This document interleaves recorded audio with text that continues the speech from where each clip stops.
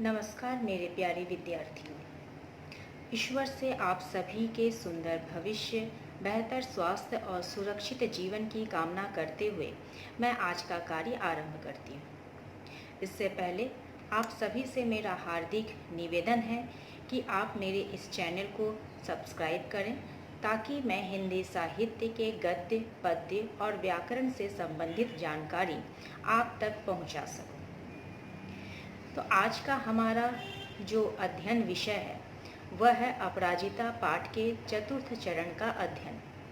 इस चरण के अध्ययन के अंतर्गत हम पाठ के बोधमूलक प्रश्न और भाषा बोध का अध्ययन करेंगे।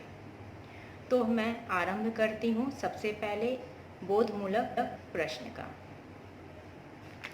पहला प्रश्न है, लेखिका का परिचय डॉक्टर चंद्रा से कब और कहाँ हुआ? इसका उत्तर है, एक दिन लेखिका ने अपनी कोठी के सामने वाली शानदार कोठी में एक अभिशप्त काया को कार से धीरे धीरे बिना किसी सहारे के अपने निर्जीव निचले धड़ को बड़ी दक्षता से नीचे उतारते, फिर बैसाखियों के सहारे चलते हुए व्हील चेयर पर बैठने और बड़ी तटस्थता से उसे स्वयं चलाते हुए कोठी के भीतर जाते देखा। धीरे धीरे लेखिका का उनसे परिचय हो गया। प्रश्न 2, डॉक्टर चंद्रा को मेडिकल में प्रवेश क्यों नहीं मिला? डॉक्टर चंद्रा को मेडिकल में प्रवेश उनकी अपंगता के कारण नहीं मिला। प्रश्न 3, चंद्रा की मां को चंद्रा की शिक्षा प्राप्ति में किन किन कठिनाइयों का सामना करना पड़ा? इसका उत्तर है, डॉक्टर चंद्रा की मां को उनकी शिक्षा प्राप्ति में 25 वर्ष की कठिन साधना करनी पड़ी। प्रसिद्ध माउंट कार्मेल में कठिन प्रयास से प्रवेश करवाया और पूरी कक्षाओं में वह अपनी अपंग पुत्री की कुर्सी की परिक्रमा कराती रहीं। अब आते हैं पाठ बोधमूलक प्रश्न के चौथे प्रश्न में। वीर जननी का पुरस्कार किसे और क्यों दिया गया? इसका उत्तर हम लिखेंगे, वीर जननी का पुरस्कार शारदा सुब्रमण्यम को दिया गया। और क्यों दिया गया, इसका उत्तर हम पैराग्राफ चेंज करके लिखेंगे अगले अवतरण में। उन्हें वीर जननी का पुरस्कार इसलिए दिया गया क्योंकि उन्होंने बेटी के सुख के लिए अपना समस्त सुख त्याग दिया और हमेशा बेटी का संबल बनी रही। अब आते हैं प्रश्न 5 में। डॉक्टर चंद्रा के विषय में उनके प्रोफेसर का क्या विचार है? तो इसका उत्तर है, डॉक्टर चंद्रा के विषय में उनके प्रोफेसर का यह विचार है कि उन्हें यह कहने में रंच मात्र भी हिचकिचाहट नहीं कि डॉक्टर चंद्रा ने विज्ञान की प्रगति में महान योगदान दिया है। प्रश्न 6, लेखिका अपनी यह रचना किसे और क्यों पढ़ने के लिए कह रही है? इसका उत्तर लिखेंगे, लेखिका अपनी यह रचना घोर निराशा में डूबे लखनऊ के एक सज्जन मेधावी युवक को पढ़ने के लिए कहती है, जिसका एक दर्दनाक दुर्घटना में ट्रेन से दायां हाथ कट जाता है। वह उस हाथ के अभाव में अपना मानसिक संतुलन खो बैठता है और घोर निराशा के गहन अंधकार में डूब जाता है। प्रश्न 7, डॉक्टर चंद्रा का चरित्र चित्रण लिखिए। इसका उत्तर हम इस प्रकार लिखेंगे, डॉक्टर चंद्रा अपराजिता पाठ की मुख्य पात्रा है, जिसके चरित्र में हमें निम्नलिखित विशेषताएं दृष्टिगोचर होती हैं। पहली विशेषता नंबर 1, डॉक्टर चंद्रा एक विलक्षण प्रतिभा संपन्न लड़की है, जिसमें अदम्य साहस और दृढ़ संकल्प है। 2, वह एक विलक्षण बुद्धि की धनी भी है। 3, वह विधाता के कठोर आघात को बड़े धैर्य और साहस के साथ जूझने वाली संघर्षशील महिला है। 4, वह डॉक्टरेट पाने वाली प्रथम अपंग भारतीय है। 5, वह बहुमुखी प्रतिभा की धनी भी है। उन्हें कविता लेखन, कढ़ाई, बुनाई, भारतीय और पाश्चात्य संगीत आदि कार्य में भी विशेष रुचि है। अब आते हैं प्रश्न 8 पर। चिकित्सा ने जो खोया वह विज्ञान ने पाया। उक्त गद्यांश का आशय स्पष्ट कीजिए। तो इसका उत्तर होगा, उक्त गद्यांश का आशय यह है कि विलक्षण प्रतिभा की धनी डॉक्टर चंद्रा को चिकित्सा के क्षेत्र में उनकी विकलांगता के कारण प्रवेश नहीं मिला था। जिस प्रतिभा को चिकित्सा ने खोया, उस प्रतिभा से विज्ञान ने तरक्की की। अतः डॉक्टर चंद्रा ने अपनी प्रतिभा से विज्ञान की प्रगति की। तो ये थे हमारे अपराजिता पाठ के बोधमूलक प्रश्न। अब हम आते हैं भाषा बोध पर। तो भाषा बोध का पहला प्रश्न है, इस पाठ से 5 तत्सम शब्द चुनकर उनके तद्भव शब्द लिखिए। तो तब सबसे पहले मैं आपको ये बता दूं कि तत्सम और तद्भव किसे कहते हैं। तत्सम वह शब्द होते हैं जो संस्कृत के समान होते हैं, और तद्भव वे शब्द होते हैं जो संस्कृत से उत्पन्न उनका विकृत रूप होते हैं। कहने का तात्पर्य यह है, तत्सम का अर्थ संस्कृत का शब्द और तद्भव का अर्थ संस्कृत से उत्पन्न उसका विकृत रूप यानी परिवर्तित रूप। तो हम इस पाठ के 5 तत्सम शब्द चुनकर उनका तद्भव रूप लिखेंगे। तो पहला शब्द है विशिष्ट। ये तत्सम शब्द है, इसका तद्भव है विशेष, नियति, भाग्य, विषाद, दुख, आघात, चोट, विपत्ति, मुसीबत।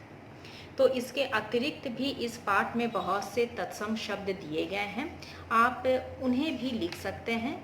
जैसे कि मैं बताती हूँ कुछ, जैसे निष्ठा, आस्था, अधर, ऊंट, अचल, निष्क्रिय, साधना, तपस्या आदि।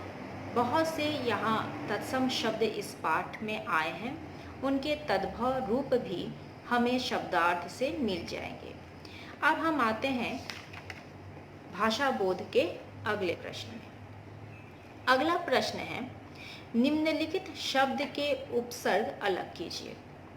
तो सबसे पहले हम ये जानें कि उपसर्ग किसे कहते हैं। उपसर्ग शब्दांश होते हैं, अर्थात वे शब्द जो मूल शब्द के आगे लगते हैं उन्हें हम उपसर्ग कहते हैं। तो यहाँ पर उपसर्ग शब्द दिए गए हैं, हमें उन शब्दों में से उपसर्ग और मूल शब्द अलग करने हैं। मैं एक एक शब्दों के उपसर्ग और मूल शब्द आपको बताते हुए चलूँगी। पहला है अमानवीय। इसमें उपसर्ग शब्द है अ और मूल शब्द है मानवीय। मानवीय अमानवीय शब्द का मूल शब्द है। मूल शब्द के आगे जो शब्दांश जुड़ा है वह है अ, इसलिए अ उपसर्ग शब्द है। इसी प्रकार अन्य शब्द हैं प्रसिद्ध, प्र जोड़ सिद्ध, उल्लास, उत जोड़ लास, विज्ञान, वि जोड़ ज्ञान, प्रगति, प्र जोड़ गति, अवरुद्ध, अव जोड़ रुद्ध। अब हम आते हैं पाठ के विलोम शब्द में। निम्नलिखित शब्दों का विलोम शब्द लिखिए। विलोम यानी विपरीतार्थक शब्द। तो मैं एक एक शब्दों के विलोम शब्द आपको बताते हुए चलती हूँ। पहला है पिछली, इसका विलोम हो जाएगा अगली। निर्जीव, सजीव, उजले, मैले, साहसी, डरपोक, अभिशाप, वरदान, इच्छा, अनिच्छा, सर्वोच्च, सर्वनिम्न। अब हम आते हैं पाठ के भाषा बोध के अगले प्रश्न में। अगले प्रश्न में निम्नलिखित शब्दों के वचन परिवर्तन कीजिए। तो सबसे पहले हम यह जानें कि वचन किसे कहते हैं। वचन का सामान्य अर्थ होता है संख्या, अर्थात संज्ञा या सर्वनाम शब्द के जिस रूप से उसकी संख्या का पता चले वह वचन कहलाता है।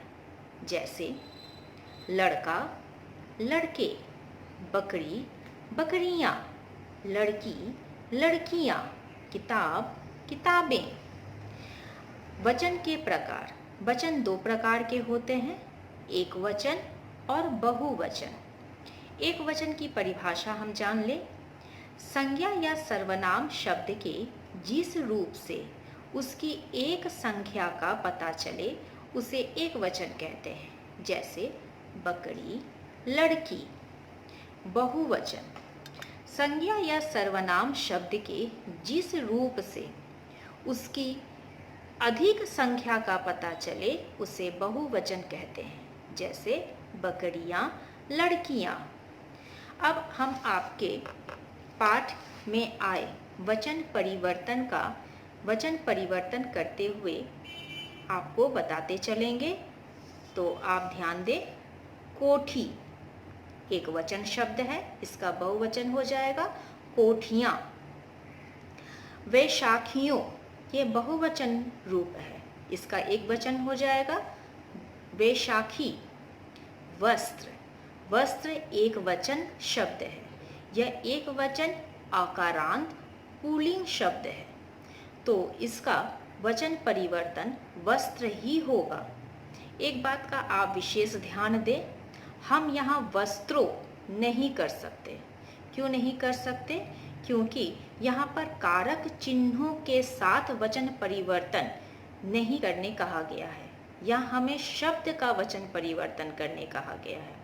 इसी कारण हम यहाँ यूँ करके वचन नहीं बना सकते।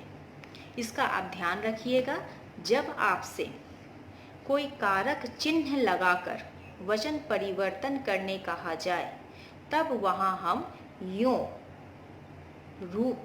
यूँ प्रत्यय लगाकर हम शब्द का वचन रूप कारक के साथ लिखते हैं। जैसे वस्त्रों से, वस्त्रों ने, वस्त्रों को आदि। तो यहाँ हम वस्त्र का वस्त्र ही बहुवचन होगा। ये एक नियम है कि अगर आकारांत पुल्लिंग शब्द हो तो आकारांत पुल्लिंग शब्द का बहुवचन जस का तस ही होता है, उसमें कोई भी परिवर्तन नहीं होता। तो वस्त्र आकारांत पुल्लिंग शब्द है, इसीलिए वस्त्र का वस्त्र ही हम लिखेंगे। पंक्तियों, पंक्ति। महत्वाकांक्षाएं, महत्वाकांक्षा। टांगों, टांग। स्त्री, स्त्रियां। पुरुष, पुरुष का भी बहुवचन पुरुष ही होगा।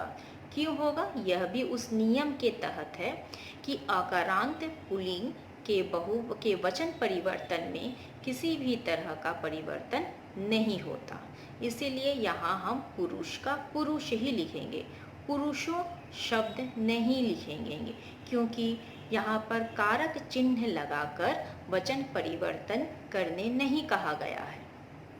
लड़की, लड़कियाँ। कठिन, यह भी आकारांत पुल्लिंग शब्द है, इसलिए कठिन का भी कठिन ही होगा।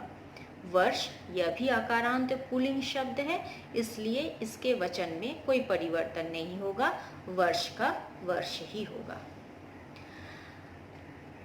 तो आशा करती हूँ कि आज का पाठ, आज का अध्ययन आप सभी के लिए लाभप्रद सिद्ध हो, आप इससे भरपूर लाभ उठाएं।